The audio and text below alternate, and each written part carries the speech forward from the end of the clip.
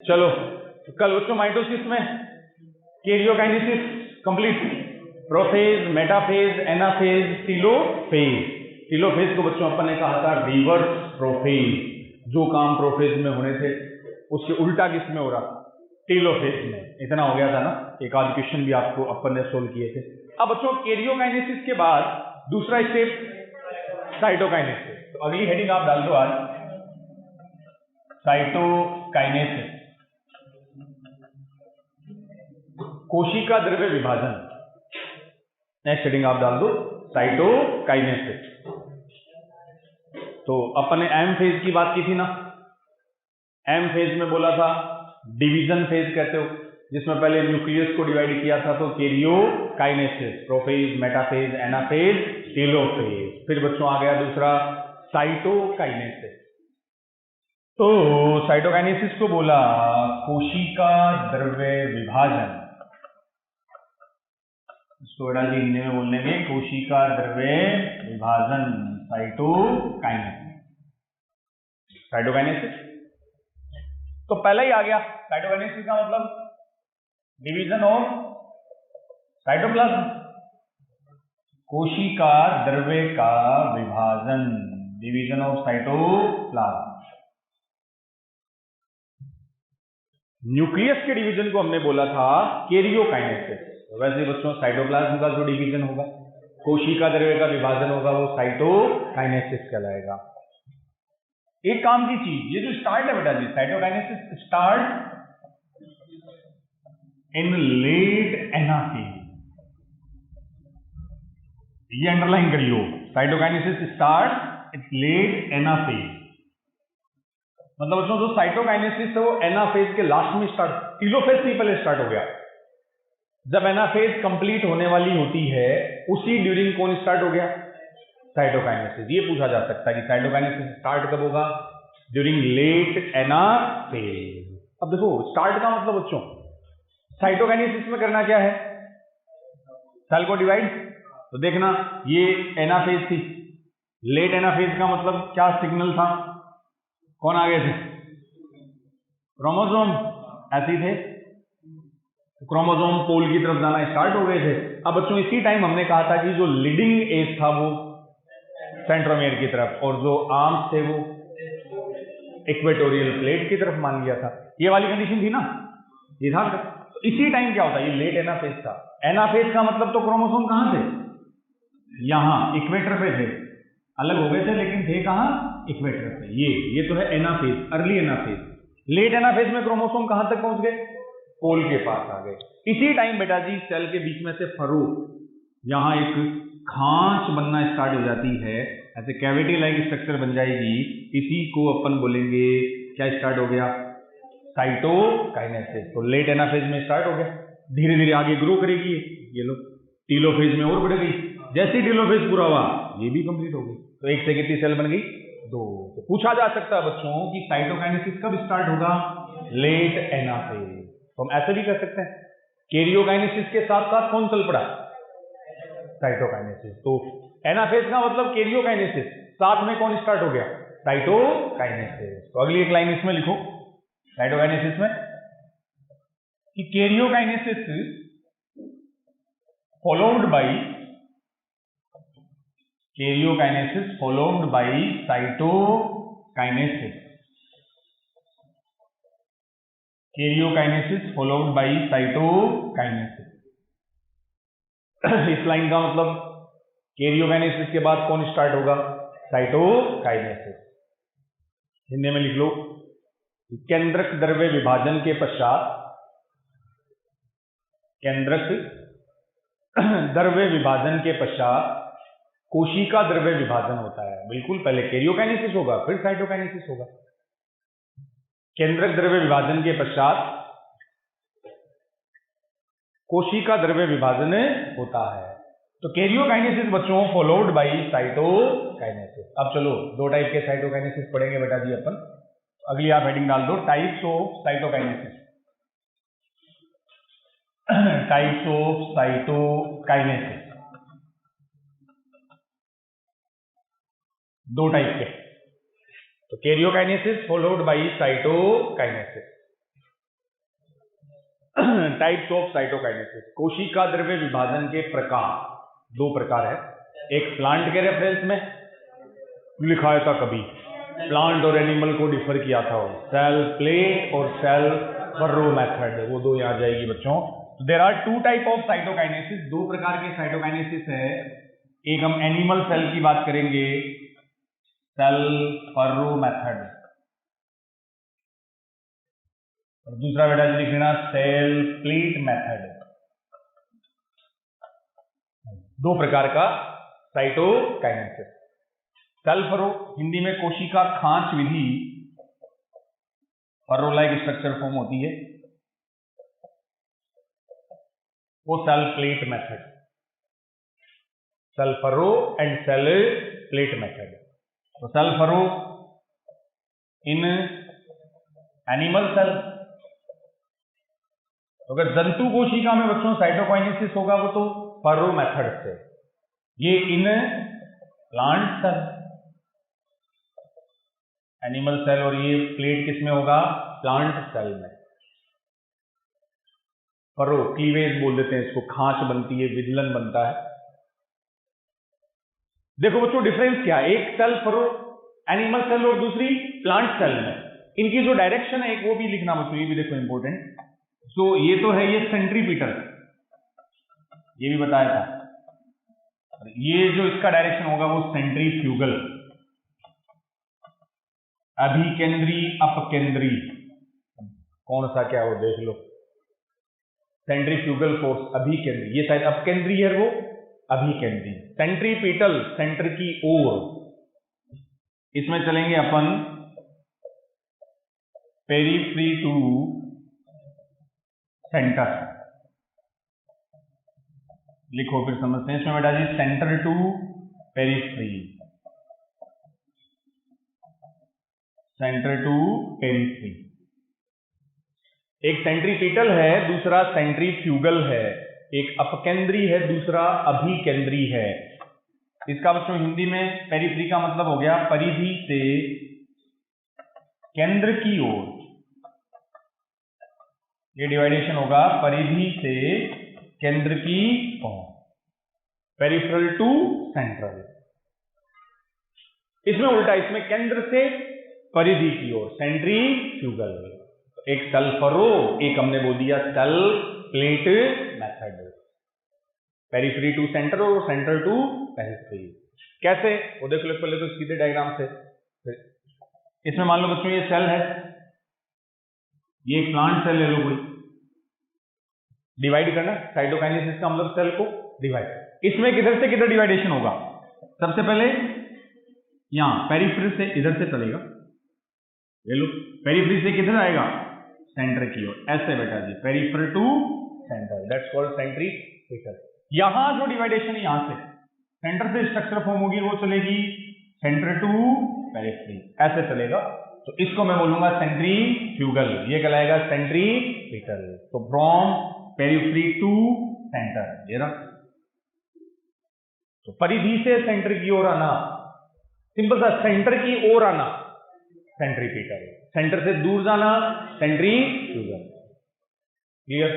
अब पहले cell furrow में थोड़ा सा बच्चों देख लेते हैं, पूछ लेते हैं नाम से कि भाई एनिमल सेल है तो सेल फरो मेथड, खांच विधि, और प्लांट सेल है तो बेटा जी सेल प्लेट मेथड।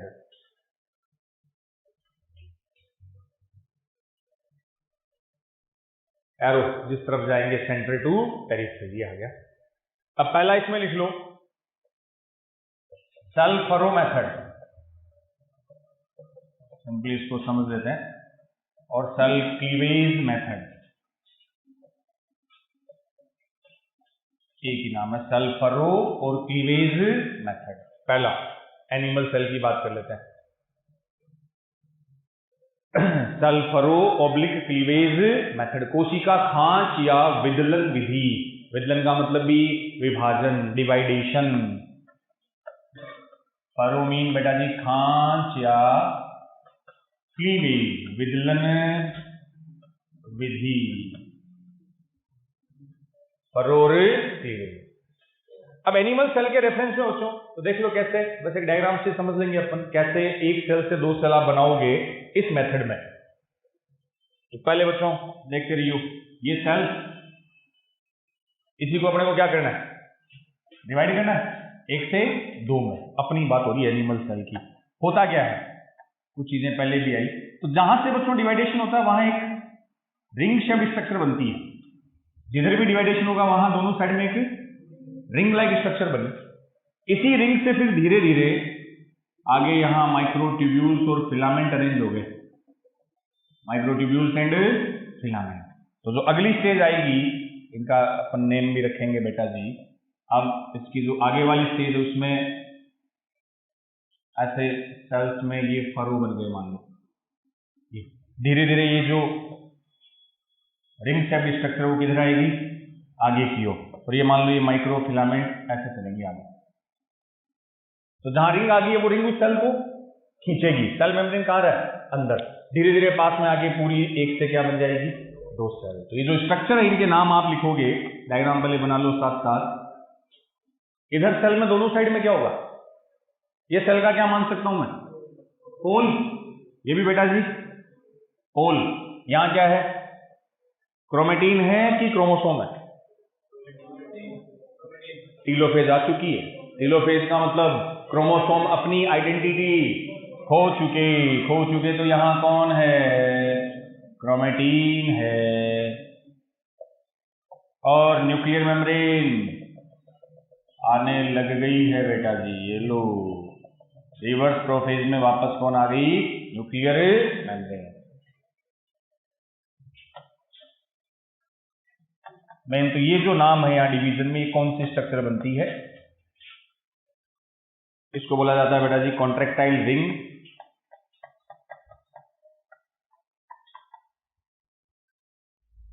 ये जो स्ट्रक्चर यहां है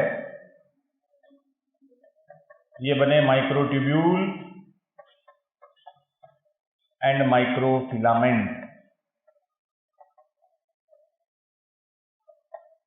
माइक्रोट्यूब्यूल और फिलामेंट आते हैं ना, सूक्ष्म तंतु और सूक्ष्म नलिकाएं। ये संकुचनशील रिंग लाइक स्ट्रक्चर है।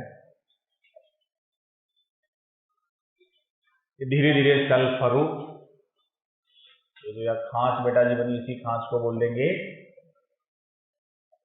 Furrow formation.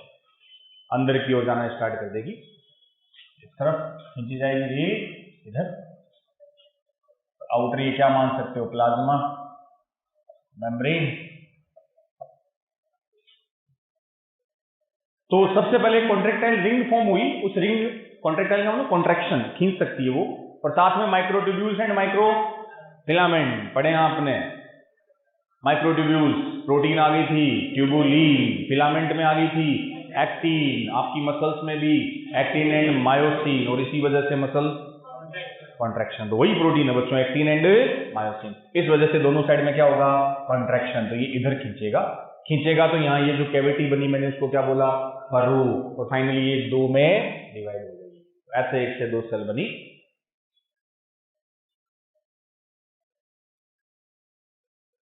ये बच्चों एक इसमें बताइए कि ये वाली मेथड प्लांट सेल पर एप्लीकेबल नहीं है।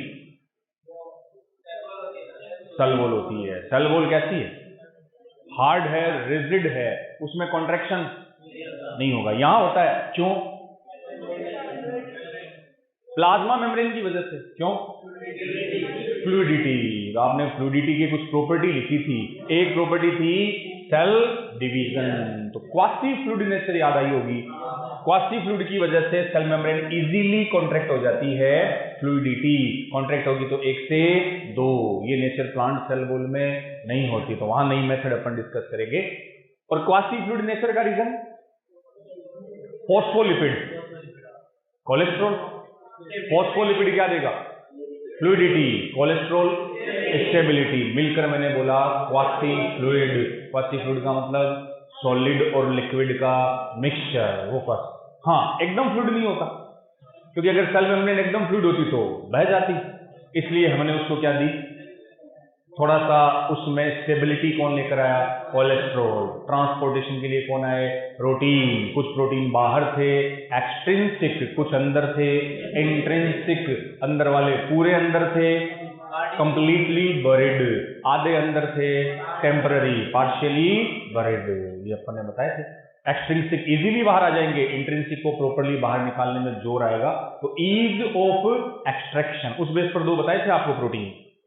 कैरियर प्रोटीन भी उसी में थी जो ट्रांसपोर्टेशन में काम करेगी। अब फाइनली बच्चों इसी से, हेलो, इस डायग्राम से आगे एक से कितनी सेल बन गई, दो बन गई, तो सेल इधर आ गई, इधर इसमें बनाए थे अपन ने ये, इसका nucleus, finally nuclear membrane proper form हो जाएगी बस। इसमें क्रोमेटिन फाइबर आ गए, ये सेल फरो मेथड फॉर इसके लिए एनिमल सेल के लिए। और प्लाज्मा मेम्ब्रेन बच्चों ये मैंने इसलिए बता दिया कैसी नेचर की है, क्वासी फ्लूइड, पीछे आई हुई बात है, ध्यान रख लियो, सेमी फ्लूइड। तो फ्लूइडिटी की वजह से डिवीजन होगा, और मेम्ब्रेन यहां फ्लेक्सिबल है। तो प्लाज्मा मेम्ब्रेन की नेचर कैसी बेटा जी, क्वासी फ्लूइड, एक से दो सेल बन गई, सेल फरो मेथड, एनिमल के रहते हैं। बस ये कॉन्ट्रैक्टाइल रिंग मान लेना। सबसे पहले इसमें कौन आएगी, ये रिंग आ गई, रिंग के साथ ये बीच में कौन आ गए, माइक्रोट्यूब्यूल्स एंड माइक्रोफिलामेंट, इन दोनों की वजह से बेटा जी। अब कॉन्ट्रैक्टाइल रिंग है तो कॉन्ट्रैक्शन के लिए मसल्स कौन सी, वो प्रोटीन कौन सी लिख सकता हूं मैं, एक्टिन, और नहीं तो एक्टिन ही होती। इन्हीं की वजह से फाइनली ये दोनों ही जो है वो मिलकर क्या बना देंगे, फरो। कॉन्ट्रैक्शन करेंगे तो इस कॉन्ट्रैक्शन से क्या फॉर्म हो जाएगा, फरो, बस। तो कॉन्ट्रैक्टाइल रिंग में प्रोटीन पूछे तो एक्टिन, मसल की प्रोटीन एक्टिन ही होती है, तभी कॉन्ट्रैक्शन होता है बच्चों, ठीक है। डायग्रामेटिकली समझ लेना, रिंग बनती है, माइक्रोट्यूब्यूल्स बनेंगे, फरो फॉर्म होगा, फिर एक सेल से क्या बन जाएगी, दो सेल, ये मदर सेल, वो दोनों इसकी डॉटर सेल। माइटोसिस है तो नंबर ऑफ क्रोमोसोम सेम रखने हैं। अगला बच्चों सेकंड मेथड लिख लो, cell plate method. Cell plate method plant के रेफरेंस में जो होती है वो cell plate method, plate like structure बनती, सेल प्लेट मेथड सेकंड।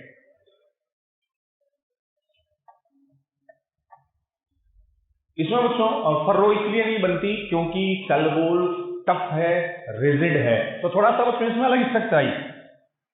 सुनिए पहले समझियो, प्लांट सेल वॉल में क्या होता है, ये मान लो इसकी आउटर कवरिंग, ये डायग्राम देखते ही समझ जाओगे, इसको क्या मान लिया था, सेल वॉल, ये मान लो सेल मेम्ब्रेन, तो आउटर इसमें क्या है, सेल वॉल है, ये सेल मेम्ब्रेन। सेल वॉल की वजह से बेटा जिसमें रिजिडिटी रहती है, अब देखना सेंटर से कहां चलेंगे, पेरिफेरी, याद करो डिवीजन के टाइम इसमें ऐसे गोल्जी वेसाइकल, और साथ में आएंगे एंडोप्लाज्मिक रेटिकुलम, और एक बेटा जी स्ट्रक्चर आएगी स्पिंडल फाइबर। देखना पहले सुनना, प्लांट की सेल वॉल है, सेल है, फर्रो इसलिए नहीं बनेगा क्योंकि सेल वॉल रिजिड है। इसमें हम चलेंगे centre to peripheral, that centrifugal. अब सेंटर पे देखो बच्चों क्या क्या है, तीन स्ट्रक्चर मैंने बनाई, ये जो गोले दिख रहे हैं ना, ये गोले तो बेटा जी कहलाएंगे गोल्जी वेसाइकल। गोल्जी बॉडी में नाम आया था क्या, वेसाइकल, तीन नाम आए थे, सिस्टर्नी, ट्यूब्यूल, वेसाइकल। ये जो मैंने ब्लू कलर से ये स्ट्रक्चर बना दिए, मान लो फ्रेगमेंट ऑफ एंडोप्लाज्मिक रेटिकुलम। और ये जो बच्चों स्ट्रक्चर है, ये देखो ये वाले छोटे छोटे ये जो फाइबर दिख रहे हैं, ये कहलाएंगे fragment of spindle fibre, fragment of spindle fibre. तीन नाम मैंने लिखे हैं बोर्ड पे। प्लांट की सेल है, इस सेल को हमें क्या करना है, डिवाइड। सुन लियो, सबसे मेन गोल्जी वेसाइकल कहां आ गए, सेल के बिल्कुल इक्वेटर बोल सकते हो, बीच में आ गए। गोल्जी वेसाइकल के साथ और ये जो धागे जैसी स्ट्रक्चर है वो स्पिंडल। तीनों कहाँ आ गए? सेंटर में। इन तीनों को मिलकर के एक नाम देंगे, ये नाम आया था पीछे, किसको याद है? सुनते हैं, बोलो। हाँ, ये तीनों मिलकर एक स्ट्रक्चर फॉर्म करते हैं, फ्रेगमोप्लास्ट। सुना कहीं? गोल्जी बॉडी के फंक्शन में लिखाया था, क्या बनाएगा? फ्रेगमोप्लास्ट। किससे? Golgi vesicle, ER and fragments of spindle fibre. अगली स्टेज में बच्चों बाद में बनाना। नेक्स्ट स्टेज में क्या हुआ? यही सेल आगे लो, ये आउटर मान लो सेल वॉल टाइप स्ट्रक्चर है, इसी में अपन मान लें ये जो फ्रेगमोप्लास्ट गोल्जी वेसाइकल खूब सारे हो गए, ऐसे कई गोल्जी वेसाइकल आ गए, मेन यही है। और बीच बीच में बेटा जी मान लो आ गए ईआर, और फाइनली ये अपन ने फ्रेगमेंट मान लिए कौन? Spindle fibre. तीनों ने ये कंप्लीट एक स्ट्रक्चर फॉर्म कर दी, इसी को बोल दिया सेल प्लेट। ये बच्चों स्ट्रक्चर क्या कहलाएगी? Cell plate. बस इसको अपन मेंशन कर लेंगे अब कंप्लीट को, सेल प्लेट। तो बच्चों देखो स्टार्ट कहां से हुई? सेंटर। सेंटर से किधर जा रही है? पेरिफेरी। तो इसको हमने बोला सेंट्रीफ्यूगल। तो ये बना लियो। इसमें जो मेन रोल है वो किसका है? Golgi vesicle. तीन नाम, गोल्जी वेसाइकल, ईआर और स्पिंडल फाइबर के टुकड़े, फ्रेगमेंट।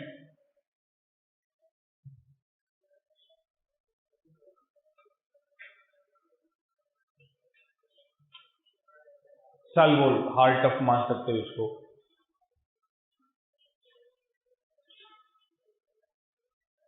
Cell plate. तो फ्रेगमोप्लास्ट से क्या बना? Cell plate. यही सेल प्लेट फाइनली इनको डिवाइड कर देगी।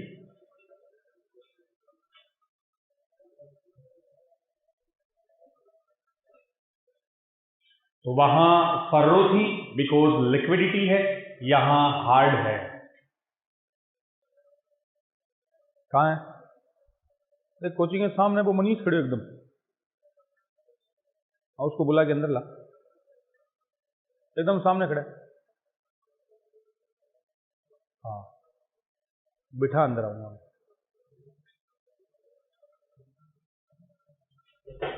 हाँ बच्चों बन गया। तो देख लो तीन नाम आ गए। सेल प्लेट का फॉर्मेशन कौन करेंगे? तीन स्ट्रक्चर। कौन कौन? Golgi vesicle. सब ये गोल गोल जो है ना, ये गोल गोल गोल्जी वेसाइकल। बीच में ये कौन आ गए? ईआर। और ये जो धागे जैसी स्ट्रक्चर है बेटा जी, ये धागे क्या है?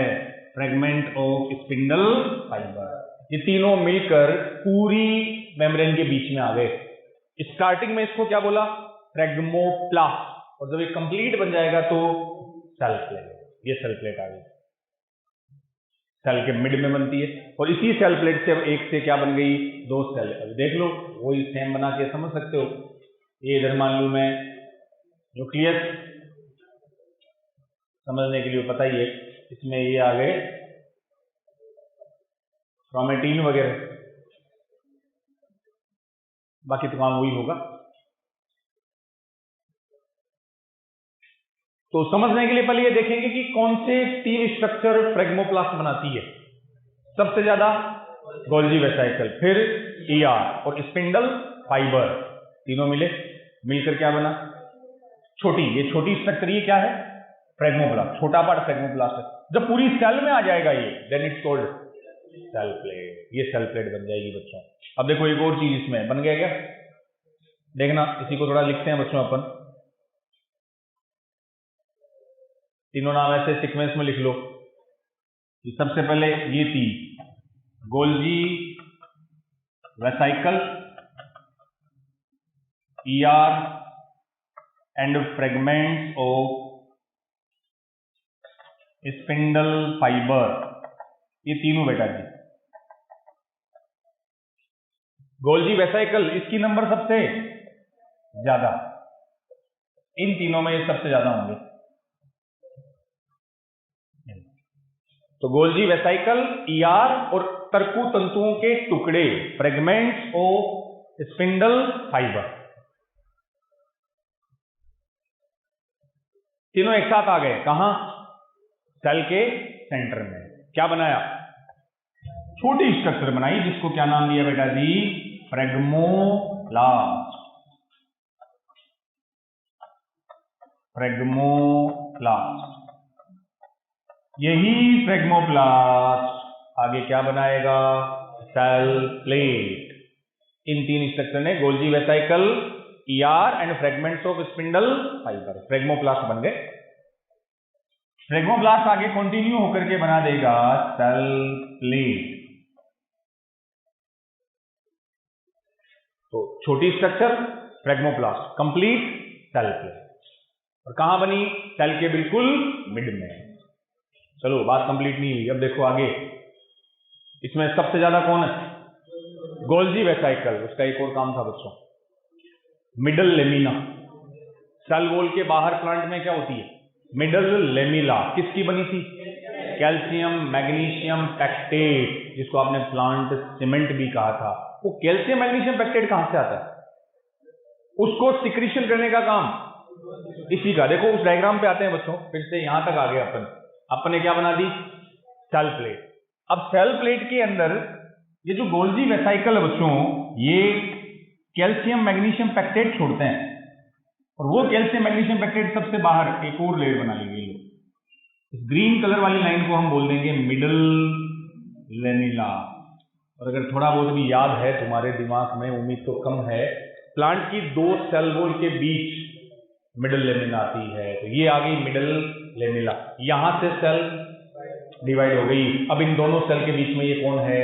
Middle lamina. अरे देखो उस डायग्राम से याद करो, जैसे एक बनाया था अपन ने, एक प्लांट की सेल वॉल, एक ये, तो दो सेल वॉल के बीच में यहां ये क्या था? Middle lamina. दो के मिड में होती, इससे क्या कहा था? Middle lamina. तो वही सेम चीज यहां बच्चों, गोल्जी वेसाइकल ने क्या बना दिया? ये ग्रीन कलर वाली मिडल लेमिना, जो बना है कैल्शियम और मैग्नीशियम पैक्टेट का। तो डायग्राम में तो क्या, इसको लिख लो वहां। सेल प्लेट के बाद नेक्स्ट फॉर्म होगा मिडल लेमिना। क्या है? MIDD आएगा क्या? Middle lamina. इसमें कौन होंगे? कैल्शियम और मैग्नीशियम पैक्टेट। ज्यादा कौन? कैल्शियम। अपनी बोन से कंपेयर किया था ना, अपनी बोन में भी बेटा जी कैल्शियम की अमाउंट मैग्नीशियम से ज्यादा। तो सेल प्लेट के दोनों साइड में फिर कौन बन जाएगा? Middle lamina. और वहां से सेल डिवाइड। और इस कैल्शियम मैग्नीशियम पैक्टेट को बनाएगा कौन? Golgi vesicle. ये फॉर्म करता है calcium magnesium pectate. Golgi vesicle से सिक्रीट होगा कैल्शियम और मैग्नीशियम पैक्टेट। गोल्जी वेसाइकल स्रावित करता है कैल्शियम और मैग्नीशियम पैक्टेट को। ये प्लांट में सेल प्लेट मेथड, जिसके थ्रू होता है साइटोकाइनेसिस।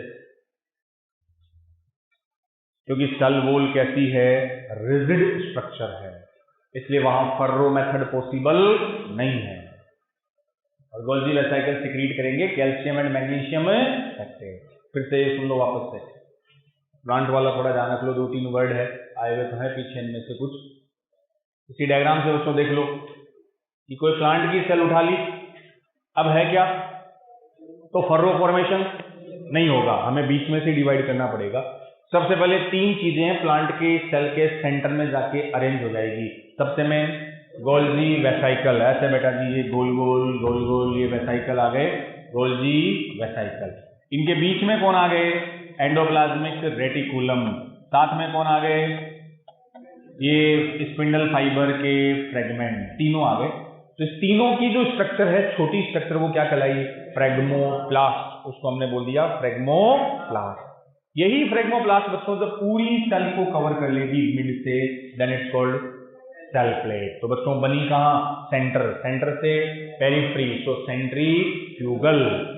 अब इसमें जो गोल्जी वेसाइकल होते हैं वही सिक्रीट करते हैं कैल्शियम, मैग्नीशियम, पैक्टेट, और उसी पैक्टेट के बेटा जी कौन बन गई, मिडल लेमिना, जो हमेशा प्लांट की दो सेल के बीच होती है। यहां से दोनों सेल सेपरेट हो गई तो एक से दो बन गई। तो इसको अपन ने थोड़ेटिकली ऐसे लिख लिया, ये तीनों बना पहले, फ्रेगमोप्लास्ट कंप्लीट हो गए, उसके दोनों और मिडल लेमिना जो बनी है कैल्शियम और मैग्नीशियम, इसमें भी ज्यादा कौन, कैल्शियम, और ये हम बता देंगे गोल्जी वेसाइकल सिक्रीट करेगा कैल्शियम और मैग्नीशियम पैक्टेट को। ये साइटोकाइनेसिस, और बेटा जी उसकी दोनों मेथड, सेल फर्रो और सेल प्लेट मेथड। अगला लिखो, कुछ माइटोसिस के टाइप्स है बेटा जी, टाइप्स ऑफ माइटोसिस, दो तीन अदर टाइप्स ऑफ माइटोसिस है, फिर इसके लास्ट फंक्शन, एक दो एक्स्ट्रा वर्ड आते हैं माइटोसिस के लिए। टाइप्स ऑफ माइटोसिस, समसूत्री विभाजन के प्रकार, types of mitosis.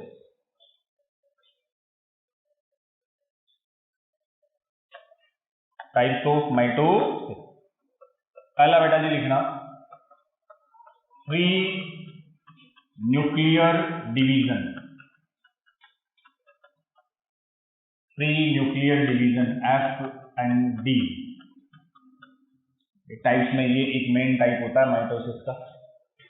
Other types के माइटोसिस है फ्री न्यूक्लियर डिवीजन, हिंदी में लिख लो मुक्त केंद्रक विभाजन, फ्री न्यूक्लियर डिवीजन, मुक्त केंद्रक विभाजन।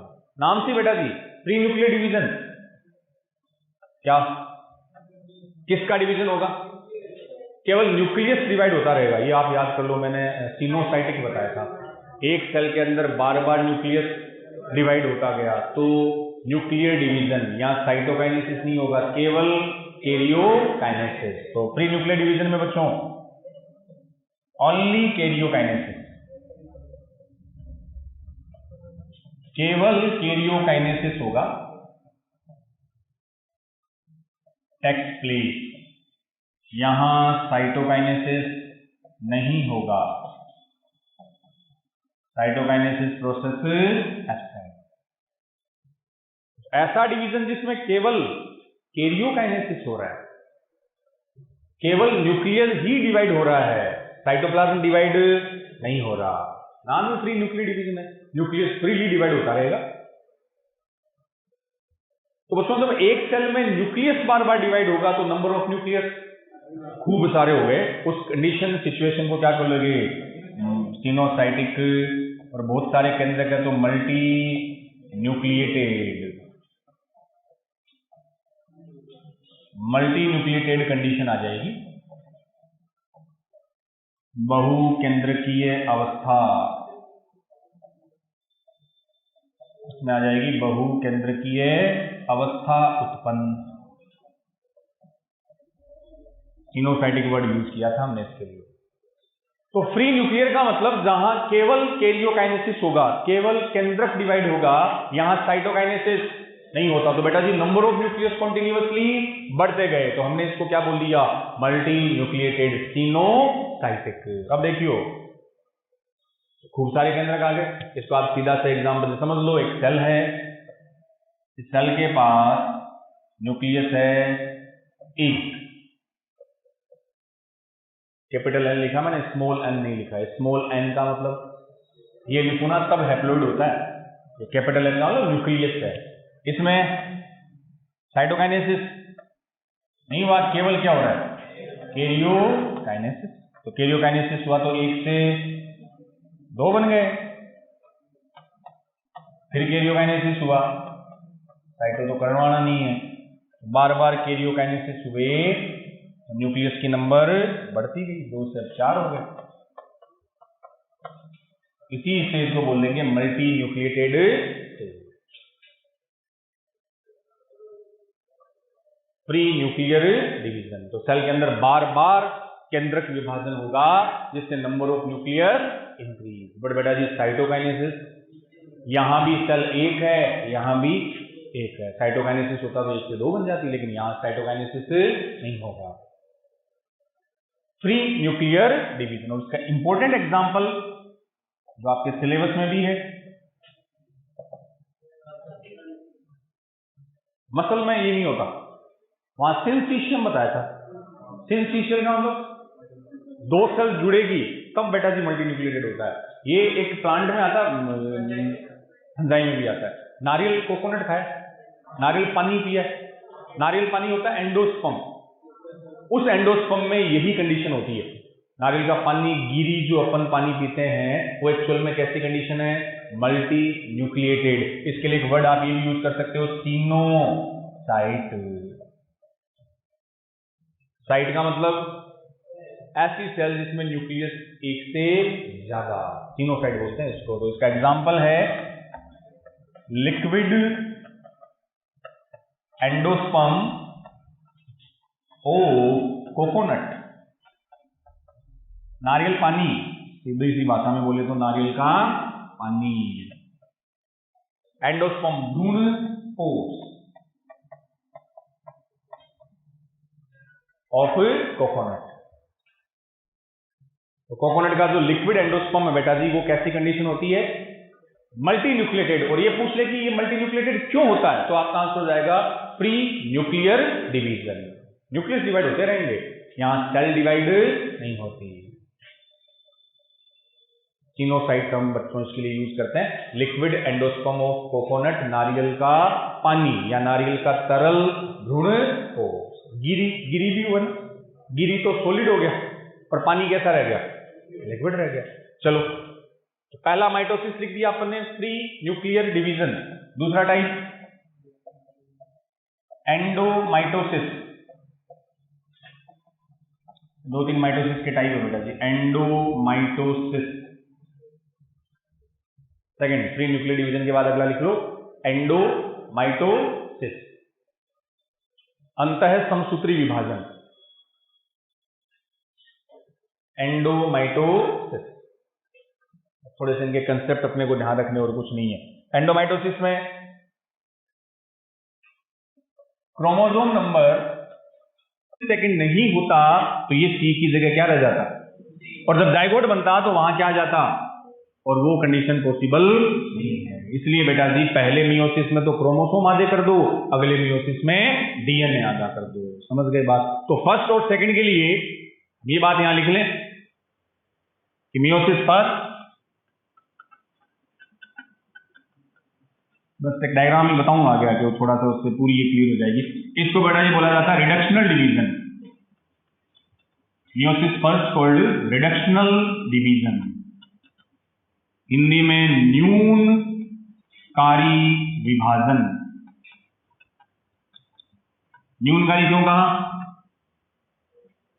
न्यून का मतलब कम, रिड्यूस। कौन रिड्यूस हुए? क्रोमोसोम ही तो है मेन, उसको सीधा ही हाफ कर दिया आपने। तो meiosis first also called reduction division. Number of chromosome half, गुणसूत्रों की संख्या आधी हो जाती है। मियोसिस फर्स्ट में बेटा जी number of chromosome becomes half, chromosome गुणसूत्रों की संख्या आधी हो जाएगी, रिड्यूस हो गई, कम हो गई। also called reductional division. बस कंटेंट ऑफ डीएनए, डीएनए की मात्रा बोलो बेटा जी सेम। किसके सेम? मदर सेल, पेरेंट सेल, उसके सेम ही रहेगी। डीएनए की मात्रा समान रहती है, किसके समान? मदर सेल, मातृ कोशिका के समान। रिमेन सेम कर दो, कंटेंट ऑफ डीएनए कम नहीं हुआ है। क्रोमोसोम की नंबर क्या हो गई? आप हो गई। फिर कह रहा हूं क्रोमोसोम डीएनए अलग चीजें हैं। क्रोमोसोम आधे होने का मतलब डीएनए जरूरी नहीं आधा हो रहा है, वो अलग रेप्लिकेशन पे बेस्ड रहता है। अगली लाइन, इसी को बेटा जी ऑल्सो कॉल्ड हेटेरोटिपिक डिवीजन। हेटेरोटिपिक डिवीजन भी बोल देते हैं। मियोसिस है, अलग अलग टाइप की सेल बनी। तो meiosis first also called reductional division. क्यों? क्योंकि क्रोमोसोम की नंबर क्या हो गई? रिड्यूस, हाफ हो गई बेटा जी, बट डीएनए का कंटेंट फिलहाल क्या है? वो कम नहीं हुआ है। Also called heterotypic division. Meiosis second के बारे में दो लाइन लिख लेंगे। मियोसिस सेकंड, इसको रिडक्शनल नहीं बोलते हैं बच्चों। इसमें क्रोमोसोम की नंबर सेम रहेगी। अब ये रिडक्शनल नहीं है तो पहली काम की चीज, रिडक्शनल डिवीजन इसके लिए वर्ड यूज नहीं लेंगे, also called equational division. Equational बोले तो समान समकारी विभाजन। माइटोसिस था ना, क्रोमोसोम सेम चलेंगे, लाइक माइटोसिस समसूत्री विभाजन के समान होता है। Meiosis second also called equational division. Equation equal से याद रख लो, इक्वल। दोनों क्रोमोसोम अब फिक्स क्या चलेंगे, इक्वल, लाइक माइटोसिस। यहां number of chromosome same remains same, लेकिन जो मेन चेंज हुआ, कंटेंट ऑफ डीएनए हाफ हो गया बेटा जी। कंटेंट ऑफ डीएनए सीधा हाफ, माने 2C से C। Number of chromosome same का मतलब N से N चले थे, और content of DNA just half हो गया। तो फिर से मियोसिस फर्स्ट क्यों हुआ, ताकि क्रोमोसोम को हाफ कर सकें, सेकंड ताकि डीएनए को हाफ कर सकें, 2C से C। तो मियोसिस फर्स्ट में डीएनए हाफ नहीं होता और मियोसिस सेकंड में क्रोमोसोम हाफ नहीं होते, इसलिए जो मियोसिस सेकंड है वो किसके जैसा है, माइटोसिस। अब यहाँ N था, N से अगली सेल में भी क्या गया, N गया, तो ये माइटोसिस की तरह है। So also called equational, chromosome equal गए इक्वेशनल, वहां कम हो गए रिडक्शनल। तो रिडक्शनल का मतलब मैं बात कर रहा हूं फर्स्ट की, इक्वल का मैं बात कर रहा हूं मियोसिस सेकंड की। और हमेशा मियोसिस 2 बार होंगे। तो बेटा जी माइटोसिस में एक सेल जब डिवाइड होती है तो कितनी डॉटर सेल बनती है, क्या पूछ लिया सर, ये पूरा माइटोसिस हो गया, ये नहीं बता। पूरी रात रामायण बांची, सुबह पूछो सीता की को बापी। रामायण सुनिए क्या, पूरी रात रामायण सुनती है, सुबह पूछो सीता की को बापी। आज ही कहानी करो, माइटोसिस पूरा पढ़ लिया। एक माइटोसिस में सेल डिवाइड हो तो कितनी बनी, 2 बनी। मियोसिस में एक सेल डिवाइड होगी तो हमेशा 4 बनेगी। ये गैमेट 4 है तो स्पर्म हो गए, गैमेटिक हमेशा गैमेट बनेंगे मियोसिस से। मेल में स्पर्म और फीमेल में ओवम, हाँ ओवम एक ही बनेगा, वहां भी थोड़ा लोचा होगा, ओवम हमेशा एक, बाकी 3 पोलर बॉडी आगे की बात है। बाकी मियोसिस अगर किसी सेल में होता है तो फाइनली 4 सेल, माइटोसिस होता है तो हमेशा 2 सेल। ये माइटोसिस है, सेकंड मियोसिस लाइक माइटोसिस। समझ गए, पहला डिवाइड किया क्रोमोसोम आधे करने के लिए, अगला डिवीजन डीएनए आधा करने के लिए। चलो इसी को बच्चों आगे थोड़ा सा और डिटेल में अपन एक्सप्लेन कर लेते हैं, स्टेजेस तो कल स्टार्ट करेंगे। तो इस बोर्ड पे जो मियोसिस का डायग्राम अपने बनाया वो ये समझा रहा है कि फर्स्ट मियोसिस में आपने किसको हाफ कर दी, क्रोमोसोम को। सेकंड मियोसिस इसलिए हुआ कि हम डीएनए कंटेंट को क्या कर सकें, हाफ कर सकें। अब मियोसिस फर्स्ट को अपन ने बोला था रिडक्शनल या हेटेरोटिपिक, इसको इक्वेशनल या हाँ होमोटिपिक नाम भी लिख सकते हो, ऑल्सो कॉल्ड होमोटाइपिक डिवीजन। वो हेटेरोटाइपिक था, ये होमोटाइपिक। होमो का मतलब सेम, क्रोमोसोम के हिसाब से नाम देते हो आप। क्रोमोसोम अलग है तो हेटेरो, सेम है तो होमोटाइपिक। तो meiosis second also called homotypic division. अब इन्हीं बातों को बच्चों एक और थोड़ा सा डिटेल में अपन एक्सप्लेन करते हैं, फिर एक डायग्रामेटिक बस वही समझाना है अपने को, अच्छे से सुनिए उसको। स्टेजेस से चलते हैं अपन। सबसे पहले सेल उठाते हैं, कुछ नहीं लिखना, बस सुनते रहना। एक सेल बेटा जी अपन ने ले ली, क्रोमोसोम या डिप्लॉइड सेल बता दी अपन ने, ये कोई डिप्लॉइड सेल है, ठीक है। मियोसिस डिप्लॉइड में करना ना, स्टार्ट डिप्लॉइड। पहले इसमें मियोसिस फर्स्ट होगा, बताओ। डिवीजन होता है तो डिवीजन में 2 स्टेज बताई थी, इंटरफेज और एम फेज। तो पहले इसमें भी क्या होगी, इंटरफेज। इंटरफेज में 3 नाम आएंगे, G1 S G2। तो सुनते रहो। सबसे पहले ये इंटरफेज आई, तीनों नाम लिख दिए मैंने, G1 S G2। हमने कहा कि सेल अपने आप को क्या करेगी, प्रिपेयर करेगी डिवीजन के लिए, that's called interphase, preparatory phase बोला था। अरे बताया था ना, अपनी सेल में 24 आवर लगते हैं तो 23 आवर तो केवल इंटरफेज के थे। तो 2n का मतलब बच्चों क्रोमोसोम और डीएनए बताओ मुझे। 46/2c। पहला मियोसिस फर्स्ट स्टार्ट हुआ है, मियोसिस फर्स्ट में पहले कौन आ गया, इंटरफेज आ गया। एस आया तो डीएनए डबल, कुछ नहीं बस माइटोसिस वाला ज्ञान पेलना है यहां पे, देख लीजिए। तो 46 में कोई चेंज नहीं होगा 46 के, बट डीएनए क्लियर बात, एस फेज में डीएनए डबल होता है और एना फेज में क्रोमोसोम डबल होता है, ये अपने को पता है बच्चों। क्या है ये आगे, तो यहां 46 और 4c ड्यूरिंग एस फेज। अब क्या चालू हो जाएगा, एम फेज। एम फेज में पहले कैरियोकाइनेसिस, फिर साइटोकाइनेसिस, चीजें वही सारी है। कैरियोकाइनेसिस में 4 फेज आएगी, प्रोफेज, मेटाफेज, एनाफेज, टीलोफेज। तो बच्चों ये है मियोसिस फर्स्ट, इसलिए मैं नाम दूंगा prophase first, metaphase first, anaphase first और टीलोफेज फर्स्ट।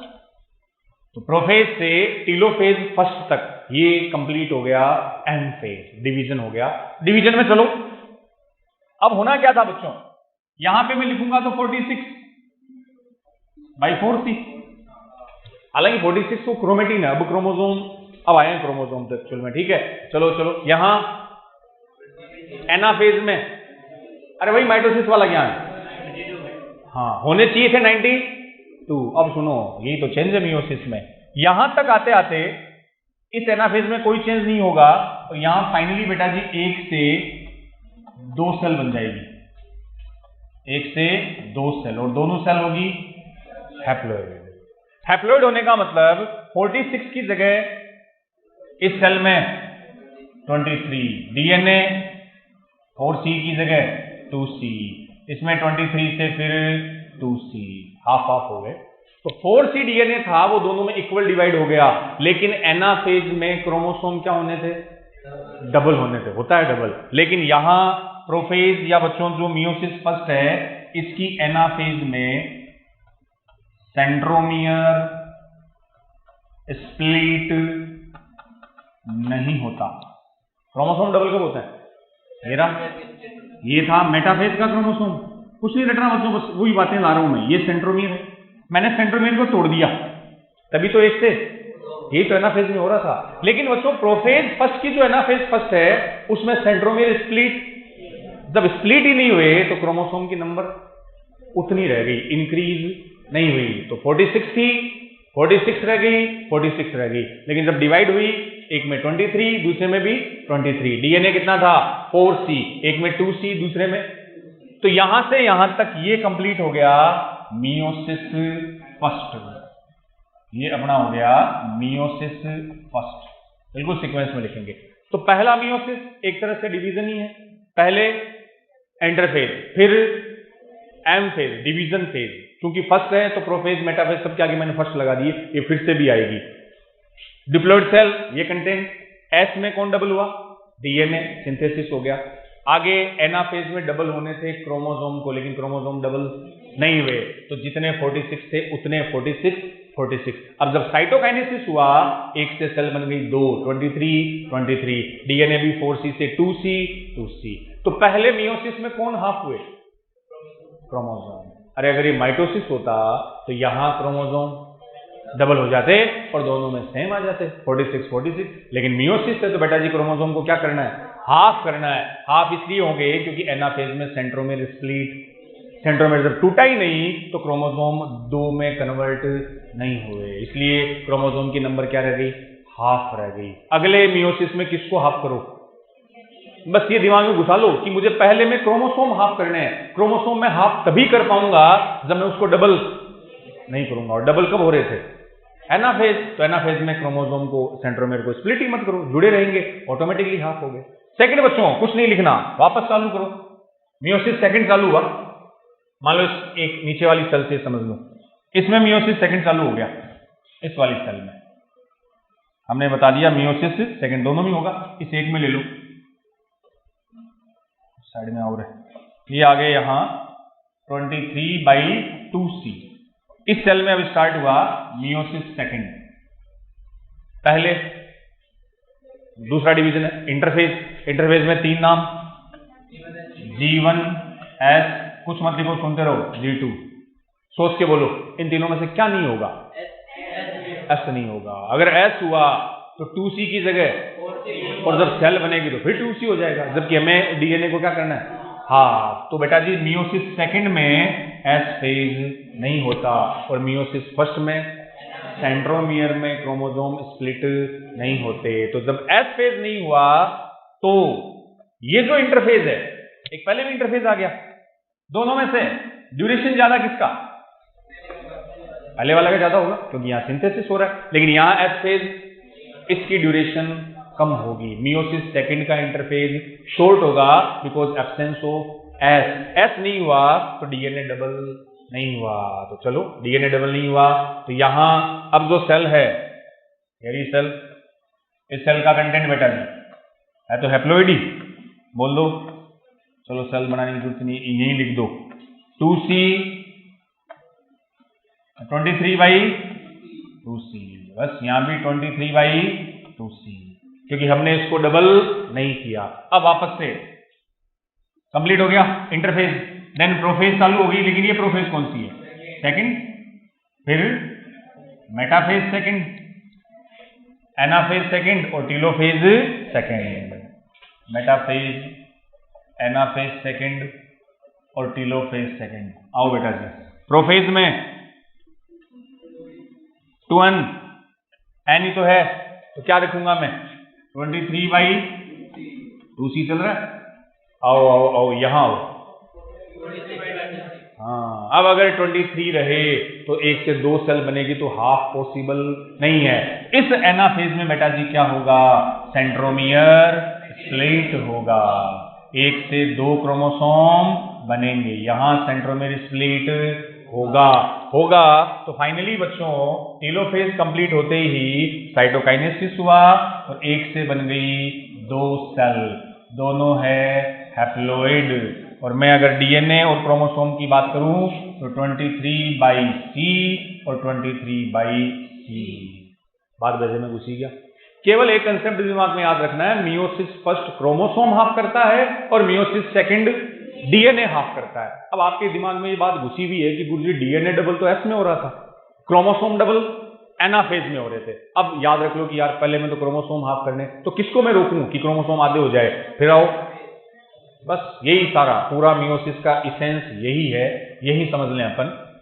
ये बेटा जी एक डिप्लोइड सेल उठा ली, इसमें अपने को मियोसिस करवाना है।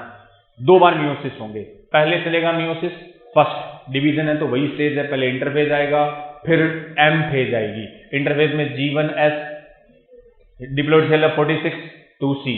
पहले S में, क्योंकि पहले मियोसिस में कौन हाफ होगा? क्रोमोसोम, तो डीएनए को तो हाफ करना ही नहीं ना, तो डीएनए सिंथेसिस से डबल हो गया। अब चलते रहो, फिर स्टार्ट होगी prophase, metaphase, anaphase. Chromosome half करने हैं, इसलिए एनाफेज में क्रोमोसोम डिवाइड डबल नहीं होंगे, तो यहां सेंट्रोमेर स्प्लिट नहीं होगा। तो 1 से कितनी बनी? 2 सेल, ये लो 23/2C। तो क्रोमोसोम क्या हो गए? Half, but DNA content same रहा। अब मियोसिस सेकंड चलाओ, मियोसिस सेकंड में किसको हाफ करना है? डीएनए। तो डीएनए को आधा करना है, मतलब उसको डबल तो कर ही नहीं सकते। तो मियोसिस सेकंड में बेटा जी जो इंटरफेज होगा उसमें S फेज होगी नहीं, S फेज नहीं होगी, S फेज है ही नहीं, तो यहां मैं डीएनए कंटेंट तो क्या लिखूं? G2 में लिख दें सीधे डीएनए कंटेंट। G2 में 23/2C। अगर S होता तो यहां फिर से क्या जाते? 4C। फिर अपन घुस गए प्रोफेज, मेटाफेज, एनाफेज। अब एनाफेज में क्रोमोसोम कितने चल रहे हैं? 23। तो अगर आपने इनको डबल नहीं किया तो उन सेल में हाफ क्रोमोसोम पॉसिबल। इस एनाफेज में क्रोमोसोम को क्या कर दो? डबल, मतलब सेंट्रोमियर स्प्लिट हो गया, 1 से 2 बन गए। तो इस एनाफेज में कितने क्रोमोसोम बता सकते हो? 46/2C। अब जब 2 सेल बनेगी, आधे आधे कर दो, 23/C और 23/C। तो पहले में क्रोमोसोम हाफ करना, दूसरे में डीएनए हाफ करना। बात वैसे में घुसी। अब कहने का मतलब मेन चीज यही है कि मियोसिस फर्स्ट में कौन नहीं होगा? एनाफेज होगी, बट वहां क्रोमोसोम स्प्लिट नहीं होगा। हाफ करने तो स्प्लिट कैसे कर सकते हो, डबल कैसे करते हो। दूसरे में डीएनए आधा करना है तो एस फेज नहीं होगी, क्योंकि एस फेज में तो डीएनए डबल होगा, तो यहां एस फेज नहीं होती। बनाओ, और दूसरी सेल भी सेम ही चलेगी। ये तो हमने एक सेल का बोला है, ऊपर वाली सेल का भी सेम ही चलेगा। बस तो ये डॉट डॉट लाइन से बता दूंगा, सेम प्रोसेस यहां कंप्लीट हो जाएगा। इससे भी एक से यही 2 सेल बन जाएगी। इन दोनों सेल को N और N 23/C 23/C, और इस पूरे स्टेज को यहां से बेटा जी बोल देंगे, ये हो गया मियोसिस सेकेंड। पहले मैं लिख देता हूं फिर बना लियो। ये अब सारा रहेगा मियोसिस सेकेंड। हटाओ, चलो अब स्टार्ट से चालू हो जाओ, यहां से बनाना चालू कर लो। रोक दिया मैंने दोनों मियोसिस। हाँ, पेज अगर नोटबुक घुमा के बना लो तो सही है, पूरा आ जाएगा। इससे कल जो अपन इसकी स्टेज पढ़ेंगे वो इजीली दिमाग में चलती रहेगी, कहां क्या हो रहा है।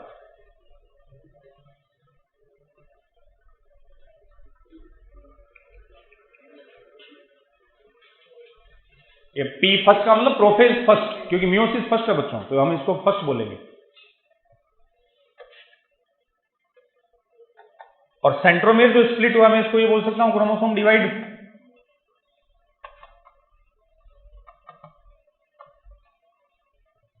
क्रोमोसोम डिवाइड होंगे, डबल होंगे।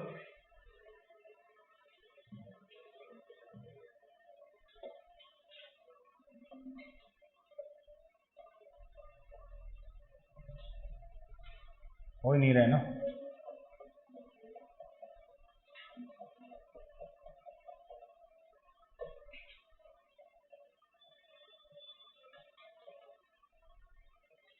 गुणसूत्र डबल नहीं होंगे, क्योंकि सेंट्रोमेर स्प्लिट नहीं हुआ। स्प्लिट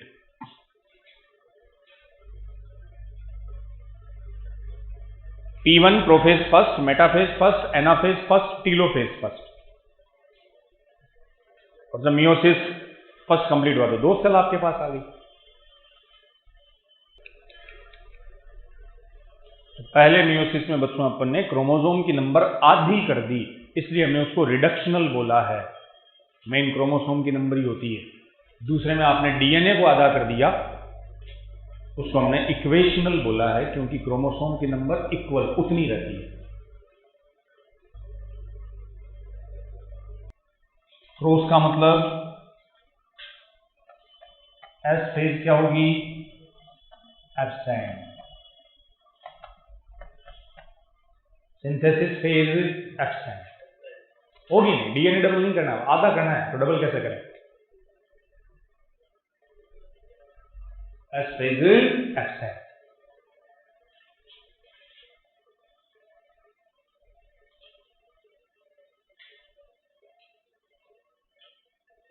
फिर prophase second, metaphase second, anaphase second, और बच्चों टीलोफेज सेकंड। सेंट्रोमेर स्प्लिट का मतलब क्रोमोसोम डबल हो गए।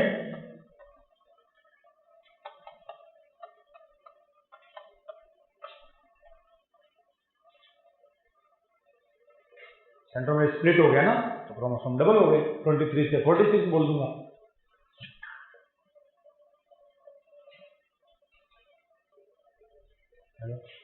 इस एनाफेज में ये तो माइटोसिस की तरह ही है, ये तो माइटोसिस की तरह ही है ना, तो माइटोसिस में तो होता ही क्रोमोसोम डबल होंगे बच्चों एनाफेज में। हो गए।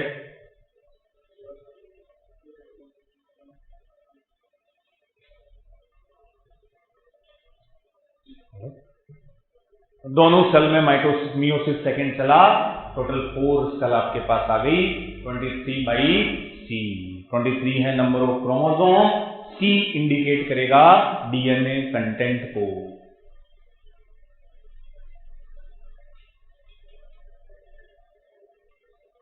तो पहले जो जिसने बना लिया वो ऊपर जो भी बनाया था डायग्राम वो, और इसको कंपेयर करो। अभी स्टार्ट में जो अपन बना के गए थे और ये वाला, उसमें तो इतना ही बताया था कि फर्स्ट में क्रोमोसोम हाफ होते हैं, सेकंड में डीएनए हाफ होगा। उसको अपन ने इन फेजेस के थ्रू समझ लिया नेक्स्ट डायग्राम में। अब इसमें एक वर्ड ये बन गया बच्चों, तो सेल 4 बन गई, सब में 23/C कर लो।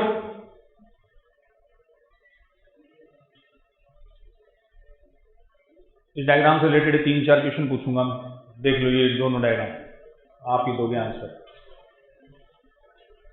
पहला तो एक उस इंटरफेस को तो इंटरफेस ही बोल रहे थे, पहले वाले को तो इंटरफेस बोला था अपन ने, इसको थोड़ा सा एक नाम भी बदल लेते हैं। ये जो दूसरी दिख रही है ना जिसमें कौन नहीं है, एस फेज नहीं है, इसको बेटा जी एक नाम और नया दे देते हैं, कल फिर आ जाएगा, यहां लिख के लो। इसको बोलते हैं इंटर काइनेसिस।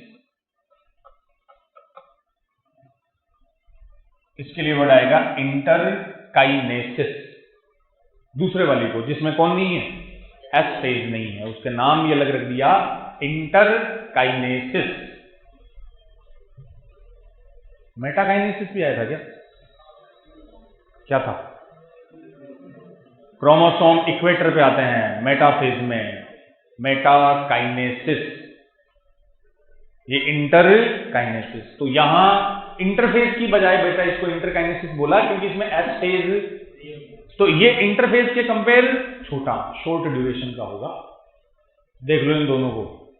क्वेश्चन आपसे ये है कि मियोसिस में डिवीजन कितने हुए, how many cell division occurs during meiosis? Division कितनी बार होंगे? 2 बार, मियोसिस फर्स्ट और 2 डिवाइड हुए। Karyokinesis, how many times karyokinesis occur during meiosis? Karyokinesis कितनी बार होगा? देखो डायग्राम बनाया है आपने। न्यूक्लियस कितनी बार डिवाइड हो रहा है? 1 टाइम, 2 टाइम। न्यूक्लियस कितनी बार डिवाइड हो रहा है? 1 टाइम्स और 2 टाइम्स।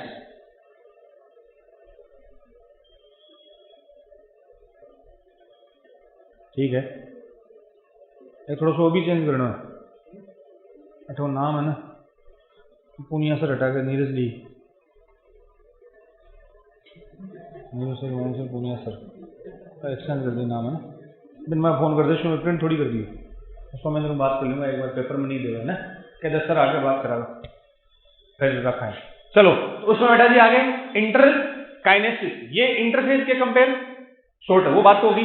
अब क्वेश्चन आपसे पूछा कि हाउ मेनी टाइम्स डिवाइड हुई, डिवीजन कितने हुए? 2 टाइम्स। इस मियोसिस में how many times karyokinesis? Nucleus देखो कितनी बार डिवाइड हो रहा है, सिंगल की डबल, वंस की ट्वाइस, कितनी बार हो रहा है? ट्वाइस। ट्वाइस हो रहा है कि एक बार? अरे ये रहा, ये यहां ये प्रोफेज मेटाफेज, ये क्या है, किसके पार्ट से? कैरियोकाइनेसिस। कैरियोकाइनेसिस में ये हो गया, आगे भी कैरियोकाइनेसिस हो रहा है, तो कैरियोकाइनेसिस कितनी बार हुआ? 2 बार। साइटोकाइनेसिस 2 बार, ये हो गया ना। कैरियोकाइनेसिस के बाद साइटोकाइनेसिस कितनी सेल बनी? 2। डीएनए रेप्लिकेशन 1 बार, पहली बार होगा, सेकेंड टाइम में एस फेज नहीं होगी। क्रोमोसोम डबल 1 बार, यहां डबल होंगे, पहले वाले में डबल नहीं होंगे। तो during meiosis division 2 times, karyokinesis 2, अरे सेल डिवीजन का मतलब कैरियोकाइनेसिस और साइटोकाइनेसिस दोनों होगा। कैरियोकाइनेसिस 2, साइटोकाइनेसिस 2, तभी तो 4 सेल बनी। डीएनए रेप्लिकेशन 1 बार होगा और वो भी मियोसिस फर्स्ट में होगा, सेकंड में रेप्लिकेशन नहीं होगा। क्रोमोसोम डबल वंस, और वो भी मियोसिस सेकंड में, फर्स्ट में डबल नहीं होंगे। तो लास्ट बेटा जी 2-4 बातें इसकी लिख लियो। पूरे मियोसिस में आपसे पूछ ले, ड्यूरिंग मियोसिस, मैं फर्स्ट सेकंड की बात नहीं कर रहा, मैं मियोसिस की बात कर रहा हूं। During meiosis cell division 2 times,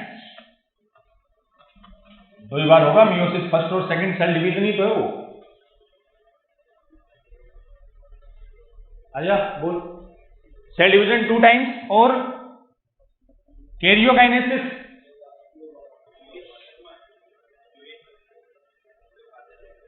विवेक शर्मा, तो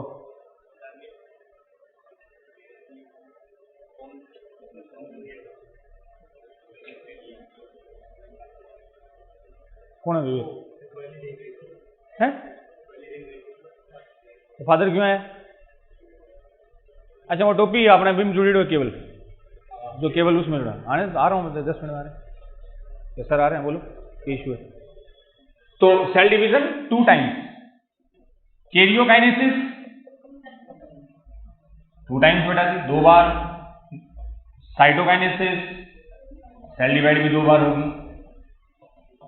क्योंकि डिवीजन के तो पार्ट है ही दोनों। हाँ इंपॉर्टेंट है डीएनए रेप्लिकेशन एक ही बार होगा बेटा जी, और वो भी मियोसिस फर्स्ट में, during meiosis first. Chromosome double की बात है, वो भी एक बार, और वो मियोसिस सेकंड में, ड्यूरिंग मियोसिस। ये कर लो, तो डिवीजन है तो 2 बार कैरियोकाइनेसिस हो गया, 2 बार साइटोकाइनेसिस हो गया, बट डीएनए रेप्लिकेशन हुआ केवल एक बार, और वो भी मियोसिस फर्स्ट में। सेल्स मियोसिस फर्स्ट इसलिए होता है ताकि क्रोमोसोम की नंबर को हाफ कर दूं, और मियोसिस सेकंड इसलिए होता है ताकि डीएनए कंटेंट को हाफ कर दिया जाए। ठीक है बच्चों।